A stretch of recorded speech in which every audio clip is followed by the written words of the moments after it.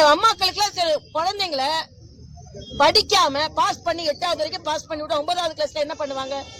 அதுக்கு பதிலா 2 மாசம் அந்த குழந்தைங்களை உட்கார வச்சு திருப்பி அவங்களுக்கு சொல்லி கொடுத்து நல்லா பரீட்சை எழுத வச்சு அடுத்த கிளாஸ்க்கு அனுப்புறாங்க.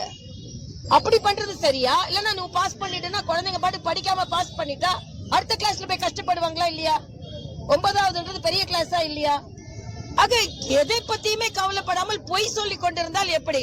குலக்கல்வி குலக்கல்வி என்று சொல்லிக் கொண்டிருக்கிறார்கள். இவர்கள் தான் மக்களை அப்படிப்பட்ட ஒரு நிலைக்கு தள்ளுகிறார்களே தவிர வேறு எங்குமே புதிய கல்வி கொள்கை என்பது குழந்தைகளின் மன அழுத்தத்தை குறைத்து, ஏற்கனவே சொன்ன மாதிரி சிபிஎஸ்ல 15% சிலபஸ் குறைச்சாச்சு. 2 டெஸ்ட் வச்சுட்டு எக்ஸாம்ல அதுல எந்த டெஸ்ட்ல அதிக மார்க் வாங்குறாங்களோ அதை கொடுக்கறாங்க. ஃபெயில் ஆயிட்டாங்கன்னா 2 மாசம் அவங்களுக்கு தனி கவனம் செலுத்தி அவங்களை நல்லா பரீட்சை எழுத வச்சு அவங்களை பாஸ் பண்றாங்க. எல்லா குழந்தைங்களையும் ஃபெயில்